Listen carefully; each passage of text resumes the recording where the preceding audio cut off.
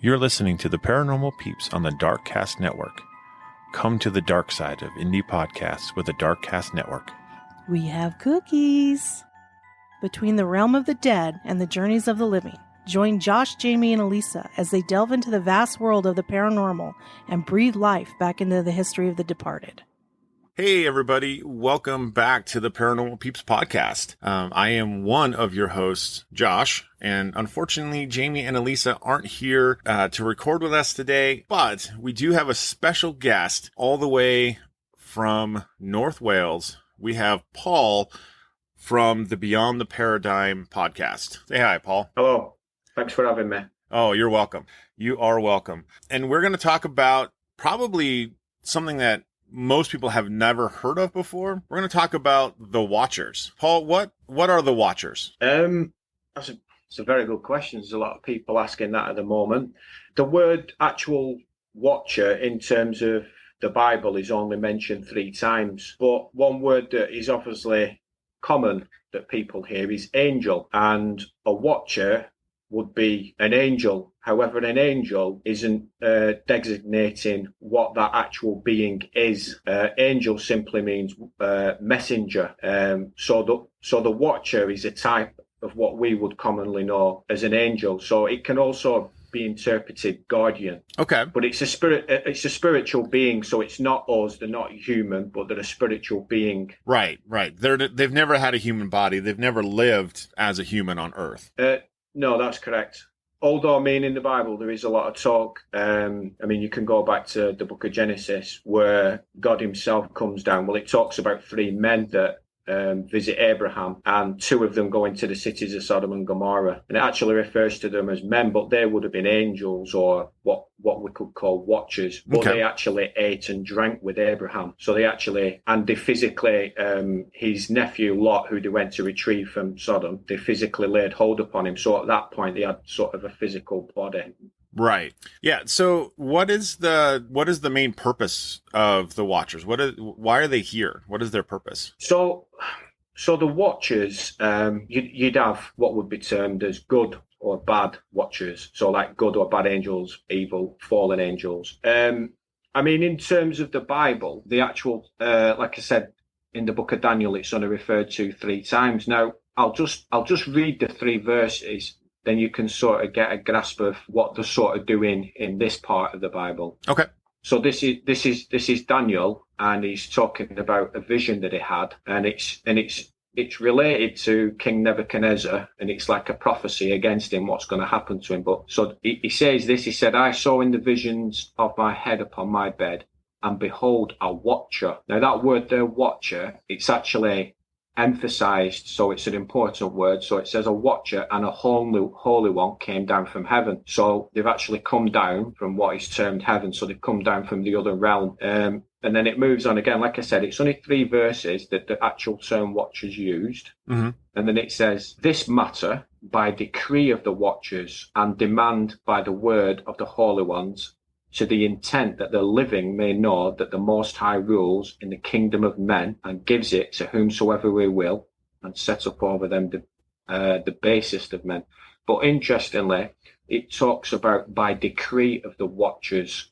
So God will use, like he uses people, he will use his angels or watchers. So they've been used to actually decree a certain thing, although ultimately the decree came from God. He is delegated down to them. And then it goes on to say in verse 23, "And whereas the king saw a watcher and a holy one," and again it says coming down from heaven, but then the watcher speaks. It says, "Hew down the tree and destroy it, yet leave the stump of the roots thereof in the earth, even with a band of iron and brass in the tender grass of the field, and let it be wet with the dew of heaven, and let its portion be with the beast of the field till 7 times pass over."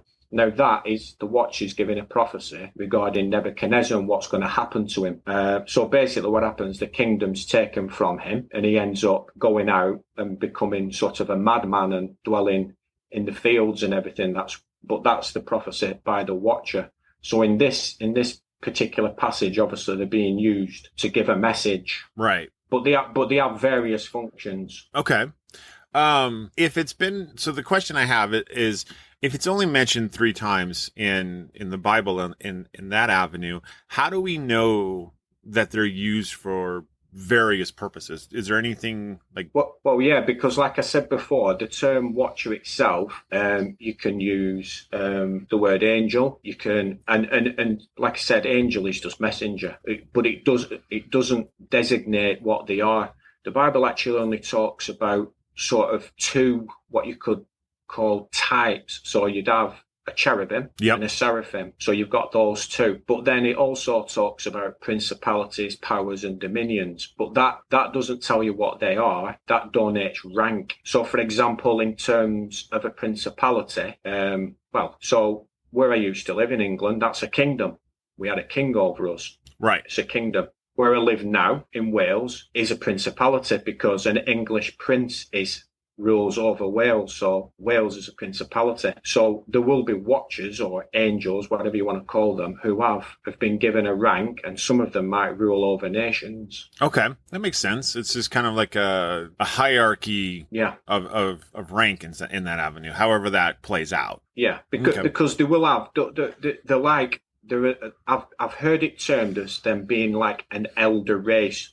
Elder because they were here before us. Right. A race because they're not us, they're not humans. And they have ranks. They have an army. It talks about the armies of heaven, and they have generals like the only 2 angels or watchers, whatever you want to call them, that are mentioned in the Bible are Michael and Gabriel. And they would be sort of like leaders, if you will. Right. More names are given in the book of Enoch regarding some of these watchers, like Sam Yezer, he was the leader. But interestingly, like Satan would have been a watcher, but Satan isn't his actual name. Satan simply means adversary or false accuser. So again, donating sort of what he does. Right. Not necessarily the name, but more so a description of what it is. Yeah, because in terms of him, we actually don't believe he has a name of some people will say, well, he's called Lucifer. Well, Lucifer's not a name either. That just simply means light bringer or light bearer. It's not an actual name. Oh. But he would have been what you could call a watcher, but obviously a fallen one. Right, exactly. Which you mentioned the book of Enoch, and that's the book what actually talks about both good and bad or good and evil watchers. Yeah. So the first book of Enoch, the first sort of, I think it's chapters 6 to 11, details like the rebellion of the watchers, which is related to Genesis chapter 6, which talks about how the sons of God saw the daughters of men. See, that's another designation, what you can call them, sons of God. Benai Elohim. So Elohim is God, like the triune God. But it can also mean, depending on its context, Elohim can also mean gods. But with it, in the Bible, it would be wrote with a small g. So they can be termed as sons of God, these watchers. But Enoch goes into a bit of detail regarding their rebellion, and it's related, like I said, to Genesis chapter 6, where it says that they saw the daughters of men. And as it's believed, because it says that they came in unto them, which we believe they had sexual relations with them, and then giants were born to the females. So they were hybrids of angels, fallen angels, and human women. But the Book of Enoch details it a bit more. It sort of gives the conversation that these sort of watchers had, and I think there's approximately 200 of them, and the leader is called Sam Yezer, and he says that I fear that you will not want to do this deed, and I alone shall be guilty. And he makes them bind themselves with an oath that they won't turn back from doing this, which means coming down to earth. And we believe that, according to the Book of Enoch, they actually come down to Mount Hermon. That's what it details in Enoch. Okay. And then it goes on. Obviously, it talks about them obviously having relations with women, and great giants were born to them, or Nephilim. Right. Which is the angel-human hybrid. Yeah. Which is an interesting concept. One, it's talked about in the popular TV show Supernatural. But if you're looking at other ancient texts like Greek and Roman, they would consider that to be along the lines of a demigod, because the gods would then come down and have relations with humans. So I wonder if there's any relation between those two sets of stories. Well, yeah. I mean, so your stories, your Greek mythology and your Roman mythology regarding they're gods like Zeus and Poseidon or whatever, they do have origin. They haven't just been made up simply from nothing, but they have a basis. Now, the basis would be these fallen watchers who came to Earth because they gave secret knowledge to men. I mean, the Book of Enoch details what some of them, for example, it talks about Azazel. He taught men to make swords and weapons and things like that. And some years had taught spells and the cutting of roots. Berechiel taught signs of the lightning flashes. Kokobel taught the stars of the signs. So they come to Earth with it, and there's this exchange with the humans. So these these gods, if you will, of these ancient civilizations, these are the fallen ones that are mentioned in the Bible. So they do have a basis. It's not just somebody who's thought them up from nothing. Right. Because these beings, they came to Earth. Right. They came to Earth, and because of their relations with man, I mean, obviously, if you have a spiritual creature like that, we can call it godlike in the powers, right? Like they have... Yeah, well, they're superhuman. Right, exactly. They're superhuman. They have way more power than a normal human does. And the fact that, like, if you saw one of those and didn't know, you would think that they were a god because they can do things that no one else can do. Absolutely, yeah. I mean, they would have easily deceived mankind, and they still are. I mean, that's what Satan does, is a deceiver. Right. He's the head of the... I mean, it doesn't... Some people say that Satan took a third of the angels with him. It's loosely related to a text where it says that he was cast out of heaven and swept a third of the stars with him. But nowhere does it specifically say that he did take a third with him. But these watchers that are spoken about in Enoch, these 200 wouldn't have been part of that. This was like a separate sort of thing. We believe now that these 200 are actually bound in Tartarus. Peter talks about it, and Jude talks about the angels that kept not their first estate. Now, in the King James Version, which I read, it does say, Peter says that they're bound in hell. But when you look at the original word, it's actually the only time it's used, and it's actually Tartarus, which is like the underworld. So they're bound there until the final judgment. And that's related to these watchers that I was speaking about in Enoch. Which would mean in a way they're bound to Earth somewhere on Earth. Well, yeah, Tartarus is like the underworld, so possibly, we don't know the exact location, but possibly It might be the bowels of the earth somewhere. And when it talks about chained, we don't literally believe like they're in physical iron chains, but they're bound there they're not able to leave because they're being bound by God, so they can't go against that. Right. Yeah. So they're reserved there until the final judgment. Yeah. Which, interestingly as well, to note that regarding the judgment, which a lot of people won't actually know, is that all God's people are the ones who will judge those angels, believe it or not. Jesus Christ is the final judge, but his people, only his people, they will judge those fallen ones. And the reason for that is, and that's clearly taught in the scriptures, even Paul says, know you not that we will judge angels. And the reason for that is, the easiest way I can explain it is, if I go to Iran, for example, and I do something in Iran, even though I'm a British citizen, but I break one of their laws, even though it's not a law that's against my own country, I can be imprisoned in Iran for whatever it is. Right. Because I've gone there and I've broke their laws.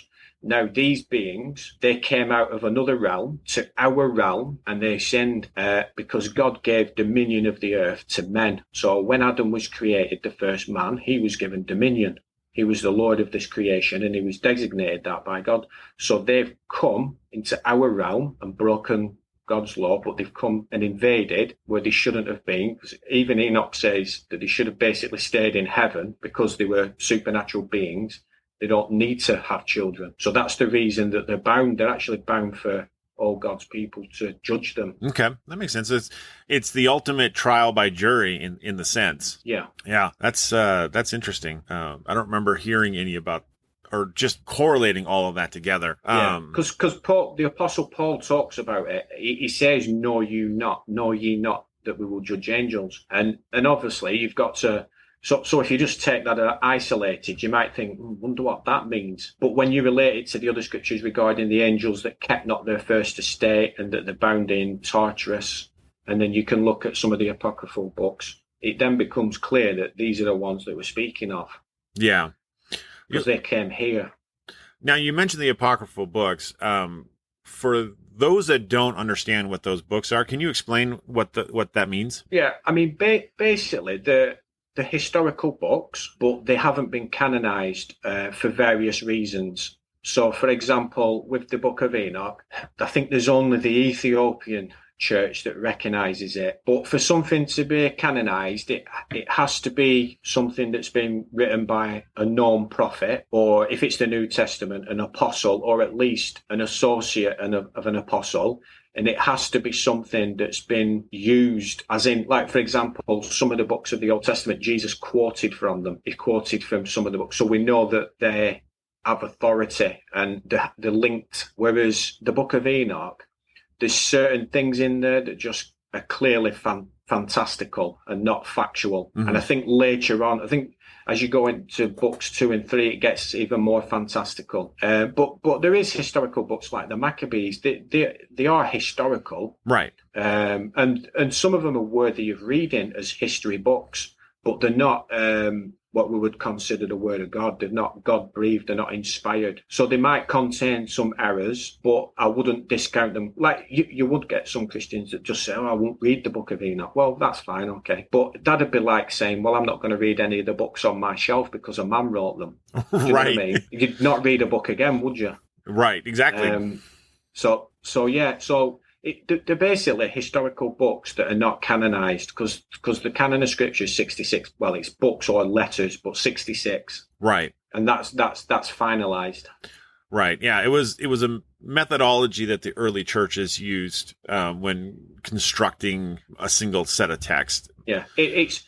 The canon of Scripture is a list of authoritative books. It's not an authoritative list of books. There's a difference. It's a list of authoritative books. Right. So they already knew there was authority there, and these are the ones. But like I said, there is some use in the apocryphal books. But for example, I'll give you an example of what I mean by fantastical. So it talks in the Book of Enoch regarding the size of these giants, and it measures them in what's called ells. It's obviously a measurement that's unfamiliar to most people, and I didn't know what they were until I looked at it. But in sort of modern measurements, like feet or whatever, the measurements they give is anything from, I think it's something like 950 feet to some. I've done an actual episode on it, but it's something like 950 feet to something like 2,000 feet high.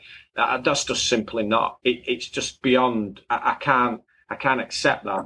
I mean, the Holy Bible talks about 2 particular giants. One, Goliath, who we believe was approximately 9'6". Obviously, a lot more believable. And then the Og, the king of Bashan, Og, it talks about his bed, believe it or not, in the Bible. And his bed was approximately 14 feet long. And then when you look at some of the historical finds of giant bones, anything up to sort of 21 feet tall. But when you're talking up to 2,000 feet, there's nothing. Like, that's one of the reasons why we know that Enoch's not the word of God. It's just, you know what I mean? There's a lot of exaggeration in there. And also regarding these sort of conversations that the Watchers have, it's quite detailed with the conversations they have. And then Enoch goes back to God and then talks about Michael and Raphael going to God, and there's a lengthy discussion. I mean, so, like I said, it's useful. Right. It fills in some little gaps, but then, like I said, it's not canonized, and for that reason. Right. Yeah, 2,000 feet would be essentially a walking mountain. I mean, they wouldn't. Well, if you think about it, they'd be so heavy they'd just sink into the ground. Yeah. That's what I mean about why we know that. I mean, just that one instance, you can discount it as being the word of God. Yeah. Whereas if you talk about Goliath, who's 9'6", I mean, that's more realistic. Right. Exactly. And some people, I think some people believe he was smaller than that. Like, he was shorter. Yeah. Anywhere from like 6.5 to even 8 feet, like 7.5 feet, which to us, like that's a 7-foot tall human being now is still a really tall person, right? Oh yeah. They'd be an NBA player. But the thing is the average height of individual back then was a lot shorter. They were in the 5 foot category. So, well, we're not 100%. I mean, this is only speculation, so right. don't take it.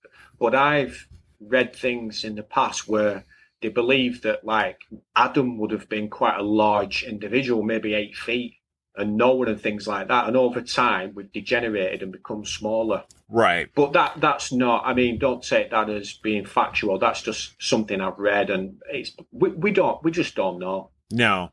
The only thing we can look at is archaeological evidence, and we just see that the doorways in these ancient buildings were much, much shorter. Now, although some of the ancient megalithic sites have huge doors, and some of the steps are absolutely huge.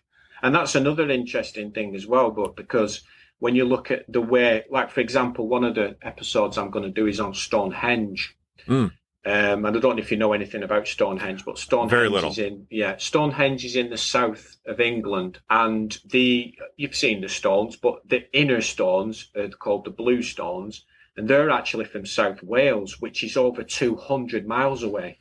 Ooh, that's a long haul.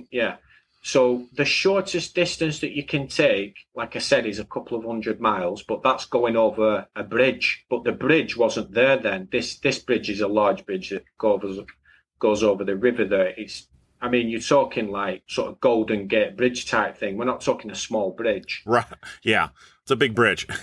Yeah. So that's the shortest distance. But they'd have you believe that they rolled these things there on pieces of, trees that have been cut down, logs, and rolled them over 200 miles.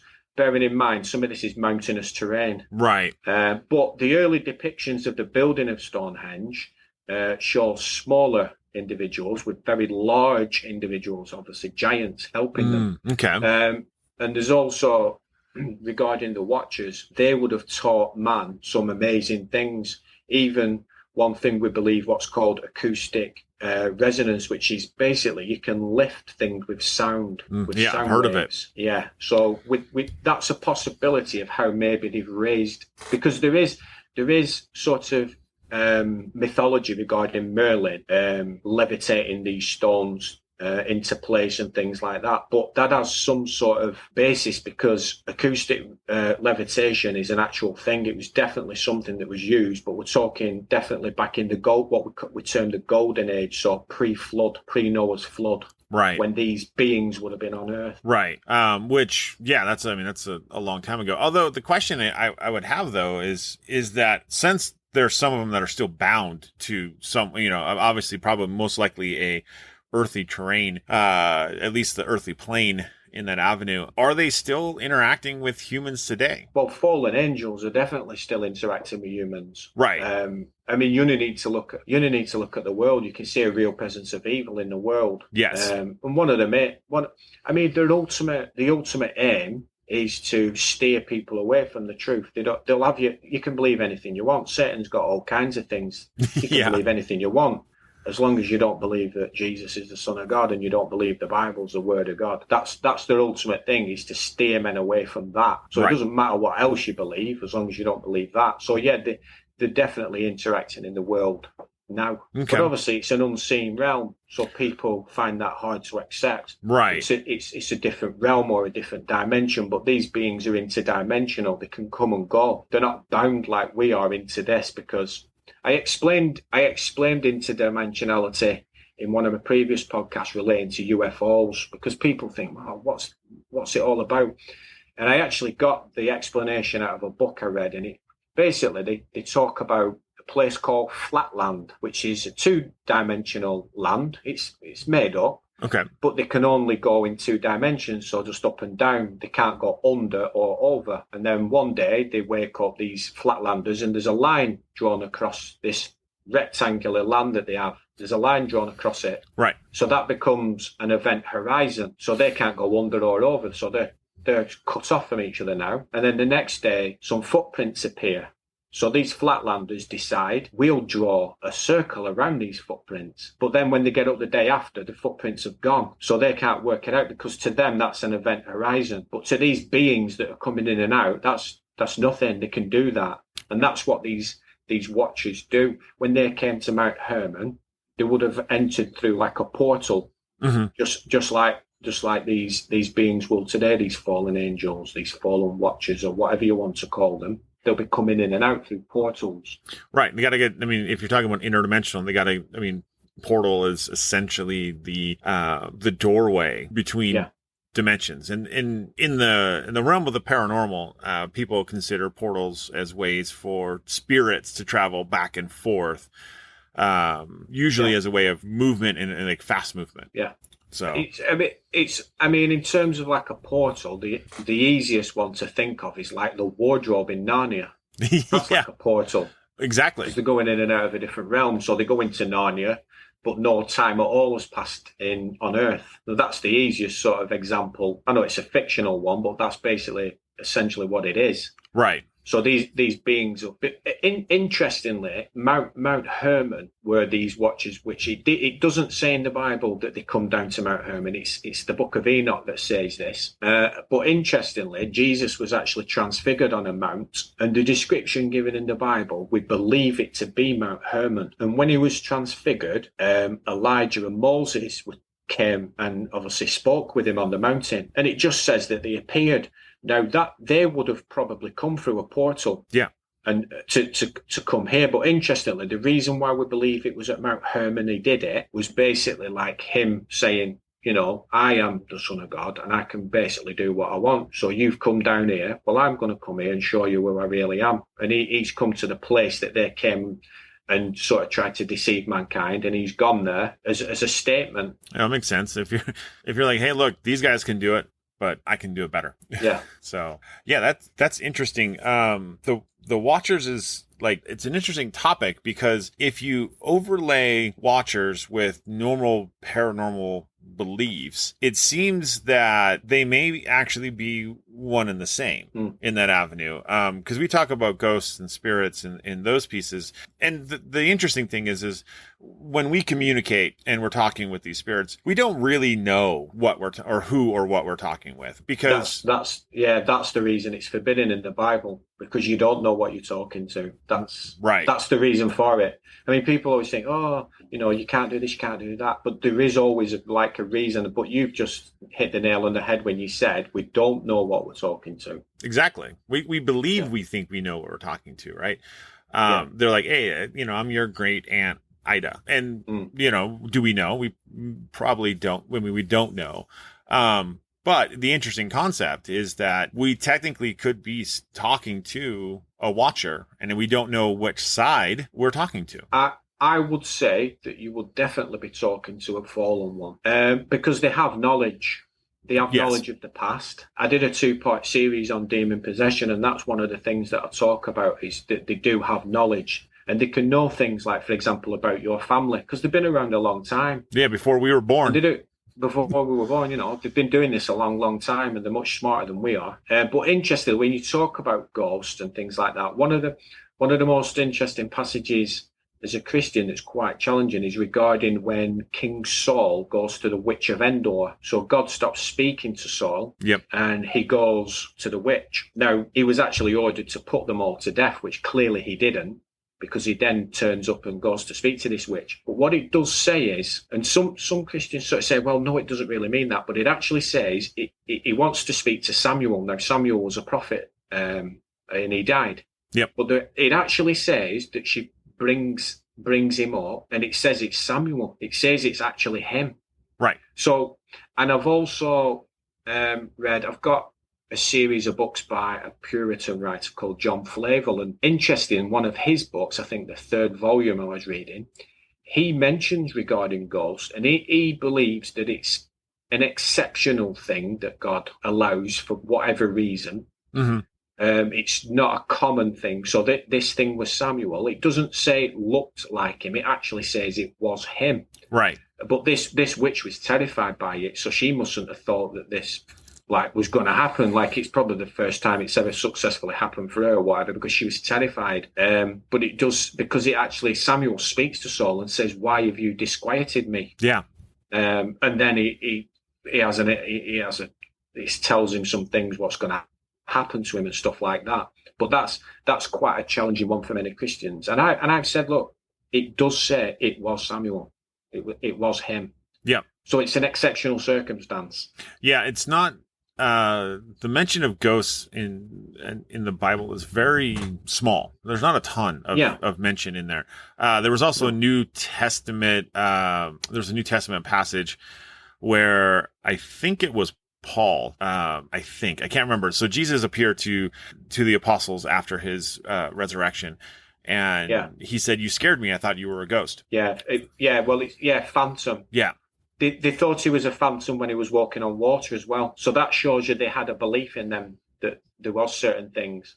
Exactly. Like that. Yeah. But because he said, touch me, like basically handle me. I've got flesh and blood. Like that's what, well, not, he doesn't say blood because he shed his blood, but he says, I have flesh. Right. And like you say, it could be called ghost or phantom. Yeah. So it's an interesting knowledge that there was the belief in the belief of ghosts or phantoms for a lot. I mean, obviously since humanity, because it's mentioned also don't talk to. It was mentioned in the Old Testament about not talking to spirits and using divination. Yeah. And so it's there. The concept is there. And well, the reason that they tell you not to do it is because it was actually happening. Yes. God doesn't tell you not to do something that wasn't taking place or couldn't happen. Yeah.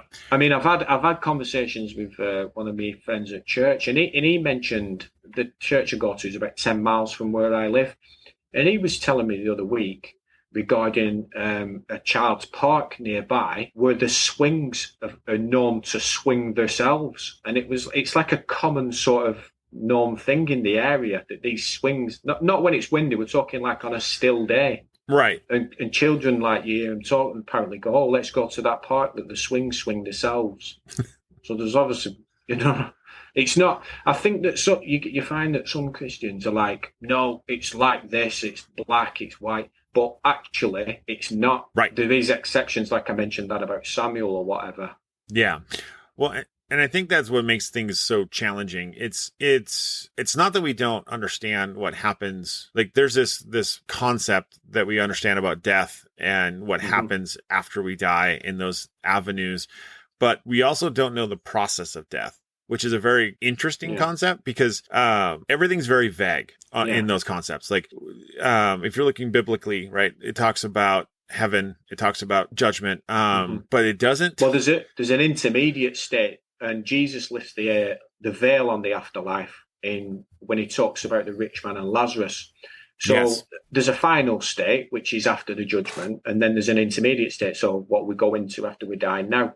And he talks about a rich man and a guy called Lazarus, not Lazarus who he raised from the dead, another one. Right. And he says that when basically they both died, it said that Lazarus was carried into what we call Abraham's bosom by the angels. Abraham's bosom is just another term for like paradise. And then the rich man lifted up he lifted up his eyes in hell. Now, interestingly, in that discourse where Jesus is talking about this, he says that the rich man can see Lazarus and Abraham afar off. Yes. And he actually speaks to Abraham and wants Lazarus to come and dip his finger in the water because he's tormented. But Abraham says to him that there's a chasm fixed between us, and like basically we can't come there and you can't come here. So that's like the intermediate state, because when you go to Revelation, it talks about the final state where the new heaven comes down to earth. So we'll actually dwell on a new earth.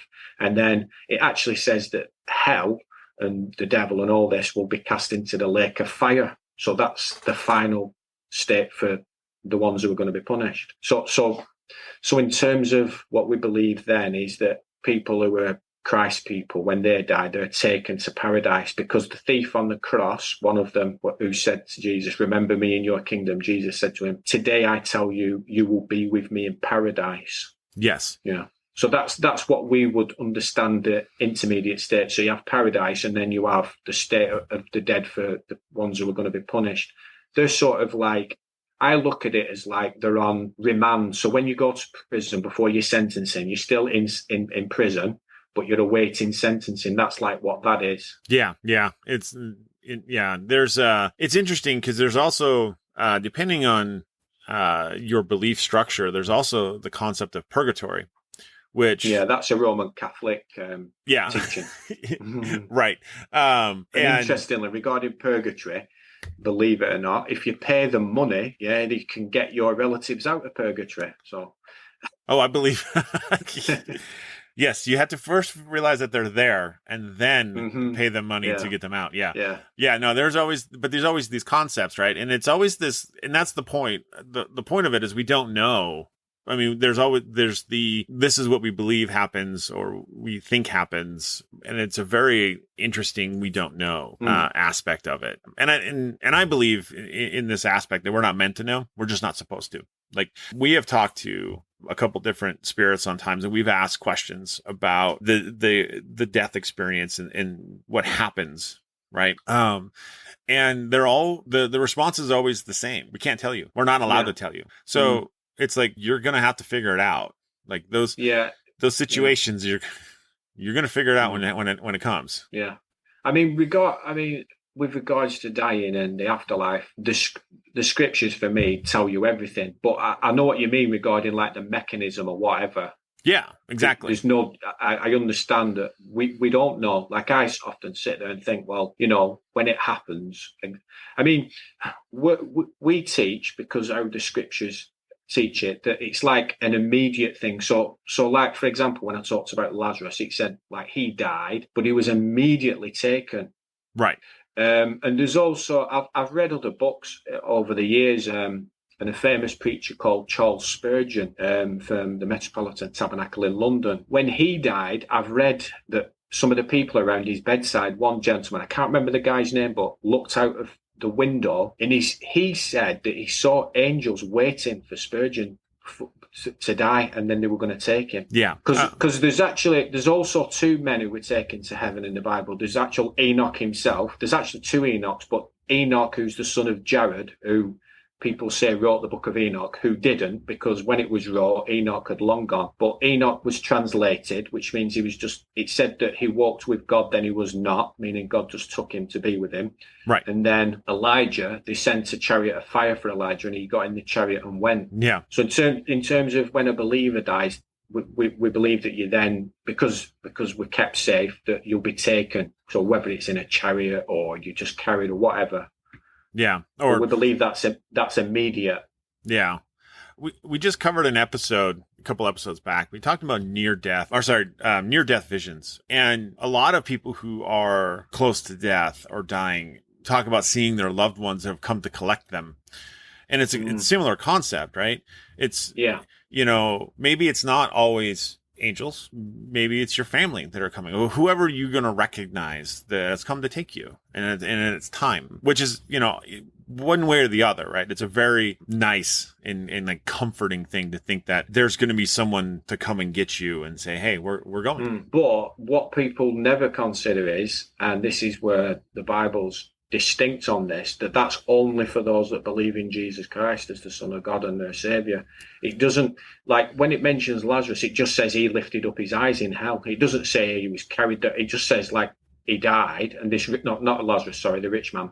Yeah, and then he just lifted up his eyes in hell. He was just there. He just woke up. He was just there. Yeah. Because I have heard of. I think I spoke to my sister about it a number of years ago, of near-death experiences where people actually had the ones where they felt like they was being dragged down, and they were terrified.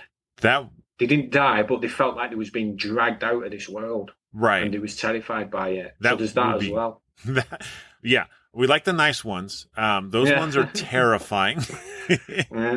Yeah, those are absolutely terrifying. In those regards. Yeah. So getting back to the watchers in that avenue, do you think that today, well, we talked a little bit about it, but the experiences that people have, paranormal, and we could get into like cryptids and aliens and all of those things, do you think they're all mostly or pretty heavily related to the watchers? Yeah.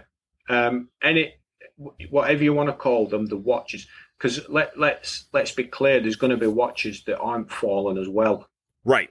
Exactly. There's so for example, Michael or Gabriel, you could say they're watchers, but in terms of the ones we're sort of speaking about, we're really talking about the fallen ones. They have a big influence, and the occult and all these types of things.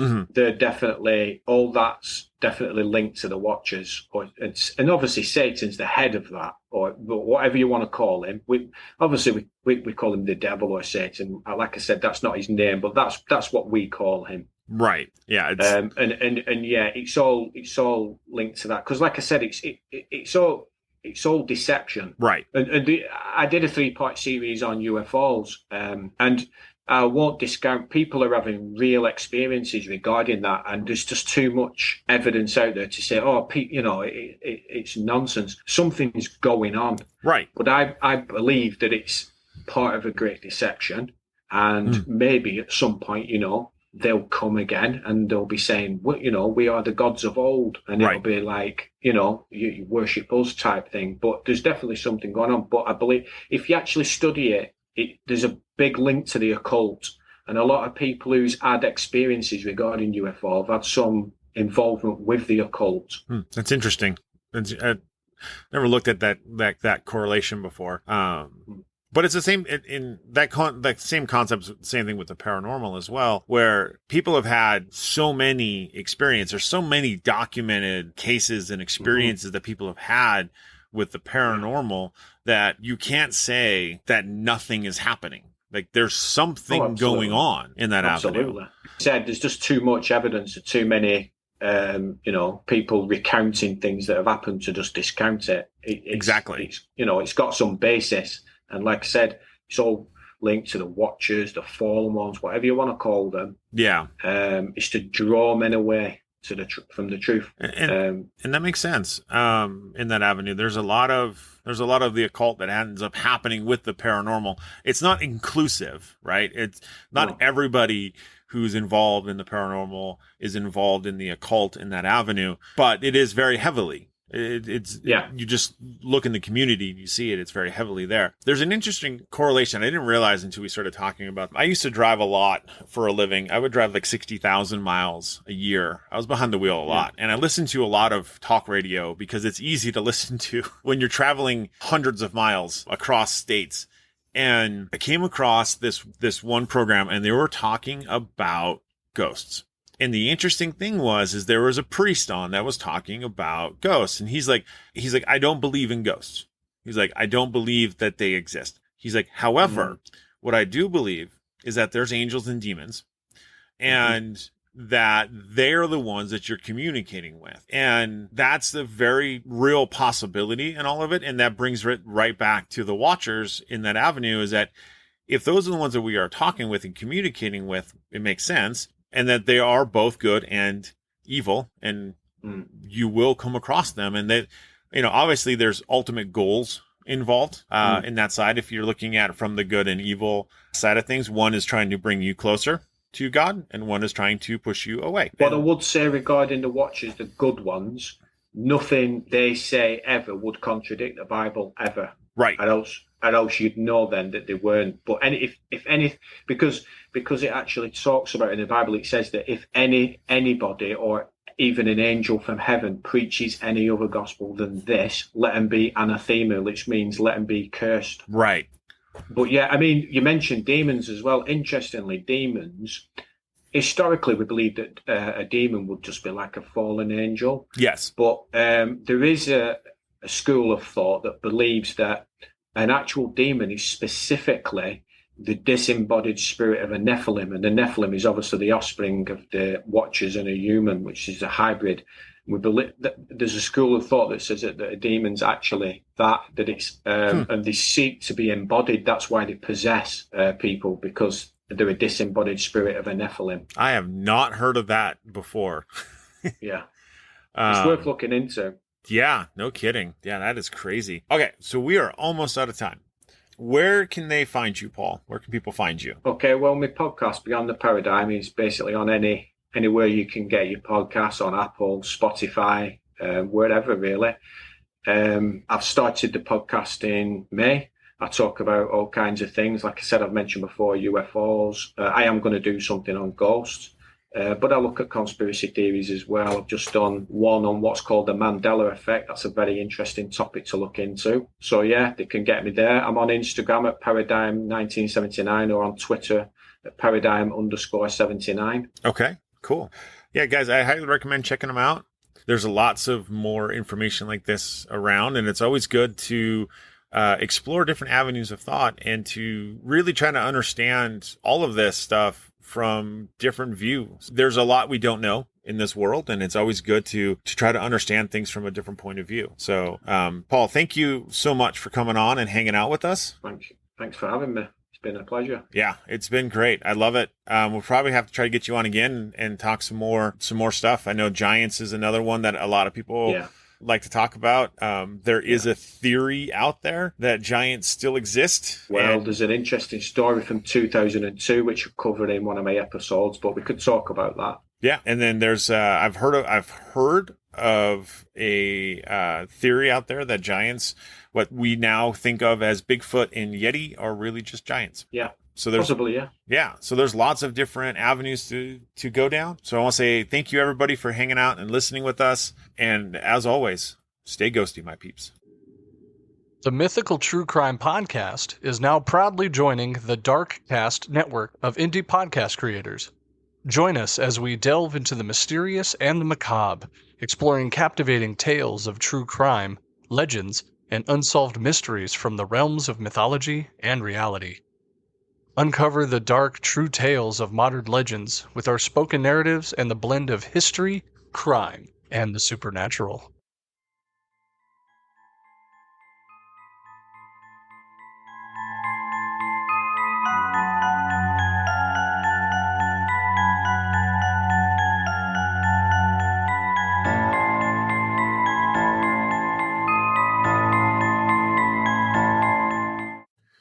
Thank you for listening to the Paranormal Peeps podcast.